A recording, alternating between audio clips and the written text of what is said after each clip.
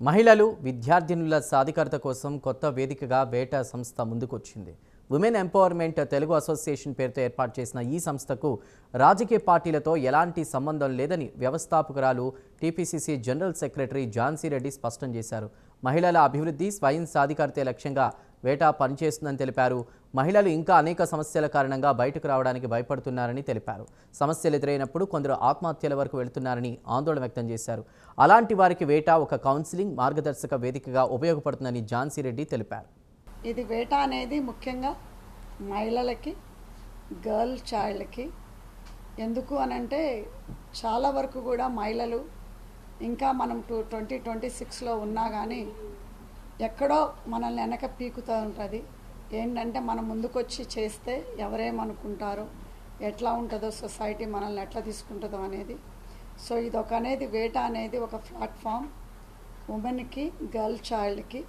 ముఖ్యంగా ఇది ఎంఫసైజ్ ఏంటంటే హెల్త్ కేర్ అవేర్నెస్, అదేవిధంగా ఎంపవరింగ్ ఉమెన్ అంటే అది ఎంటర్‌ప్రెన్యూర్‌షిప్ అవ్వచ్చు, అది జాబ్సే అవ్వచ్చు, మరి అదేవిధంగా ఒక అవేర్నెస్సే కావచ్చు. ఎందుకు అనంటే ఇంకా మహిళల్లో ఏదైనా జరిగినప్పుడు మనం మాట్లాడటానికి భయపడుతున్నాం. భయపడు అనేది ఏంటంటే అది మనం మాట్లాడినప్పుడే మనం ఒక హెల్ప్ అనేది తీసుకోగలుగుతాం. ముఖ్యంగా ఇవాళ రేపు పిల్లలకు కూడా బాగా పీర్ ప్రెషర్ అయ్యే ఆడపిల్లలకి వాళ్ళు చెప్పుకోలేక చాలా వరకు సూసైడ్ అటెంప్ట్స్ జరుగుతున్నాయి, ముఖ్యంగా మా గర్ల్స్ పిల్లలు, ఆడపిల్లల్లో. సో ఇది అనేది ఒక ప్లాట్ఫామ్ క్రియేట్ చేసేది అవేర్నెస్కి, మరి కౌన్సిలింగ్కి.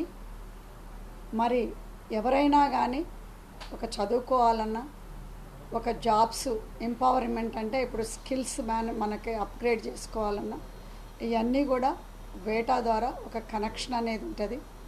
అది కౌన్సిలింగే కావచ్చు. ఎందుకంటే చాలా వరకు కూడా వేటా ఒక ప్లాట్ఫామ్ హెల్ప్ చేస్తానని చాలామంది ఫైనాన్షియల్గా ఇది ఇస్తారా అది ఇస్తారా అని అంటారు. This is about women, group of ఉమెన్కి ఇంకొక ఉమెన్కి మనతో పాటు. ఎందుకంటే మనం ఎంపవర్ అయినప్పుడు మనం ఒక 10 మందిని ఎంపవర్ చేయగలుగుతాం.